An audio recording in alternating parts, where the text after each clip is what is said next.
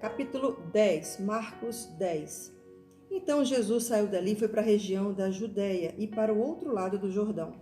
Novamente uma multidão veio a ele, segundo o seu costume, ele a ensinava. Alguns fariseus aproximaram-se dele para pô-lo à prova, perguntando: É permitido ao homem divorciar-se de sua mulher? O que Moisés ordenou a vocês? Perguntou ele. Eles disseram: Moisés permitiu que o homem lhe desse uma certidão de divórcio e a mandasse embora. Respondeu Jesus: Moisés escreveu essa lei por causa da dureza do coração de vocês, mas no princípio da criação, Deus os fez homem e mulher. Por essa razão, o homem deixará o seu pai e a sua mãe, se unirá à sua mulher, e os dois se tornarão uma só carne. Assim, eles já não são dois, mas uma só carne. Portanto, o que Deus uniu, ninguém o separe. Quando estava em casa novamente, os discípulos interrogaram Jesus sobre o mesmo assunto.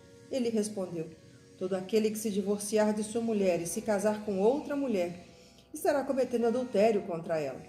E se ela se divorciar do seu marido e se casar com outro homem, estará cometendo adultério.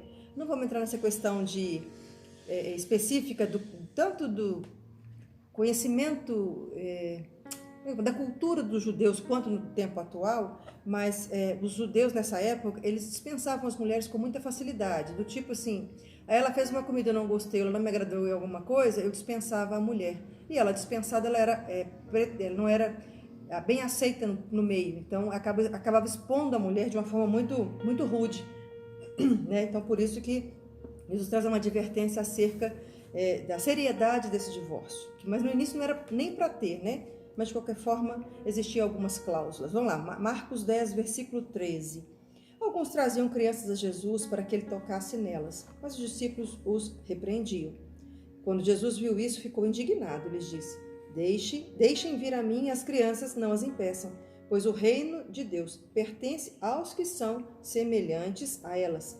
Digo a verdade: quem não receber o reino de Deus como uma criança, nunca entrará nele. Em seguida tomou as crianças nos braços, impôs-lhes as mãos e as abençoou. Quando Jesus ia saindo, um homem correu em sua direção, se pôs de joelhos diante dele e lhe perguntou: Bom mestre, o que farei para herdar a vida eterna? Respondeu-lhe Jesus: Por que você me chama bom? Ninguém é bom, a não ser um, que é Deus. Você conhece os mandamentos: não matarás, não adulterarás, não furtarás, não darás falso testemunho, não enganarás ninguém, honra teu pai e tua mãe. Ele declarou: Mestre, a tudo isso tenho obedecido desde a minha adolescência. Jesus olhou para ele e o amou. Falta uma coisa para você, disse ele. Vá, venda tudo o que possui e dê o dinheiro aos pobres, e você terá um tesouro no céu. Depois, venha e siga-me. Diante disso, ele ficou abatido e afastou-se triste, porque tinha muitas riquezas. Jesus olhou ao redor e disse aos seus discípulos: Como é difícil os ricos entrar no reino de Deus. Os discípulos ficaram admirados com essas palavras, mas Jesus repetiu: Filhos, como é difícil entrar no reino de Deus. É mais fácil passar um camelo pelo fundo da agulha do que um rico entrar no reino de Deus. Os discípulos ficaram perplexos e perguntaram uns aos outros: Nesse caso, quem pode ser salvo? Jesus olhou para eles e respondeu: Para o homem é impossível, mas para Deus não. Todas as coisas são possíveis para Deus. E a pessoa fala assim: Deus pode, nada é impossível para Deus. É impossível para Deus pecar, é impossível para Deus mentir, é impossível para Deus ser infiel. Então, aqui está falando assim: salvar alguém não é impossível para Deus, né? Vamos tentar pegar o contexto, porque existem algumas coisas impossíveis para Deus, principalmente praticar o mal.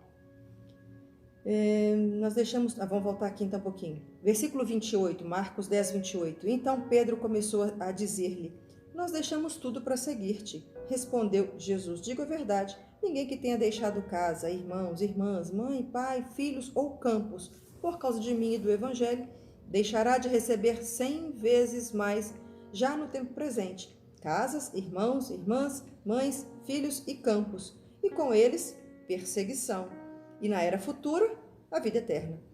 Contudo, muitos primeiros serão os últimos e os últimos serão primeiros. Eles estavam subindo para Jerusalém e Jesus ia à frente. Os discípulos estavam admirados, enquanto os que enquanto os que o seguiam estavam com medo. Novamente ele chamou à parte os 12 e lhes disse o que haveria de lhe acontecer. Estando subindo para Jerusalém, e o Filho do Homem será entregue aos chefes dos sacerdotes e aos mestres da lei. Eles o condenarão à morte e o entregarão aos gentios, que zombarão dele, cuspirão nele, o açoitarão e o matarão. 3 dias depois, ele ressuscitará.